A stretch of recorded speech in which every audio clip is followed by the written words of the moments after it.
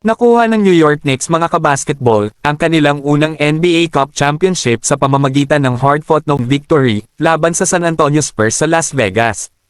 After trailing for much of the contest, ang Knicks mga kabasketball ay nagpapawala ng devastating na fourth quarter surge upang angkinan ang trophy na established noong 2023. Ang bawat player ng Knicks mga kabasketball ay nakakuha ng $530,933 na bonus para sa kanilang championship performance.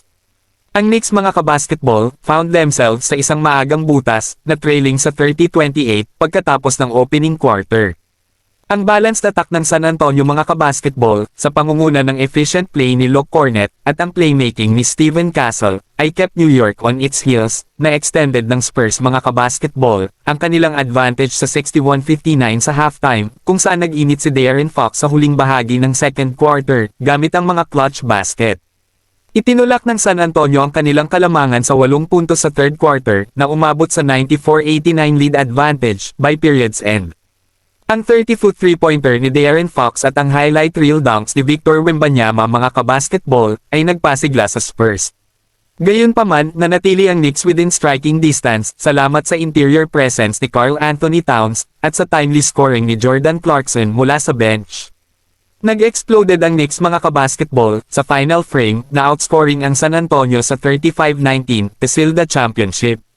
Si Jordan Clarkson mga kabasketball ay nagpasiklab ng isang mahalagang 13-1 run sa pamamagitan ng back-to-back 3-pointers habang ang 28-point performance ni OG Anunoby ang nanguna sa lahat ng scorers. Nag-ambag si Jalen Brunson ng 25 puntos na nag-orkestra sa opensa during critical stretches. Napakahalaga ng defensive intensity ni Mitchell Robinson na block ang multiple Spurs attempts and creating transition opportunities. Ang clutch free throws at running layup ni Tyler Kolek ay nagpahaba ng kalamangan sa 122-113 with under 30 seconds remaining. Ang 26-foot three-pointer ni Josh Hart sa 2 minutes and 58 seconds mark ay nagbigay sa New York ng 115-107 na kalamangan na hindi nila binitawan. Ang remarkable comeback ng Knicks sa fourth quarter mga kabasketball ay nagpakita ng kanilang championship pedigree at depth.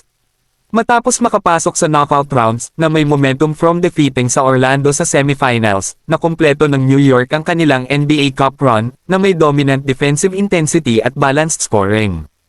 Ang tagumpay na ito ay minarkahan ang unang major trophy ng prangkisa since their championship aspirations i-intensified ngayong season.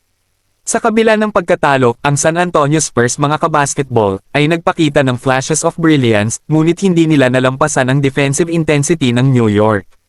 Si Victor Wembanyama, ang centerpiece ng San Antonio, ay struggled laban sa swarmang na depensa ng Knicks, nagtapos na may 18 puntos sa 7 of 17 shooting mula sa field.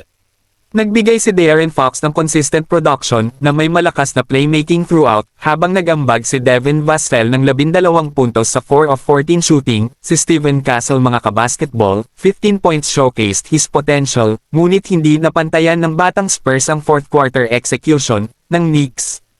Ang Spurs' inability to contain New York's offensive surge at protektahan ang kanilang lead ay proved costly sa kanilang unang NBA Cup final appearance.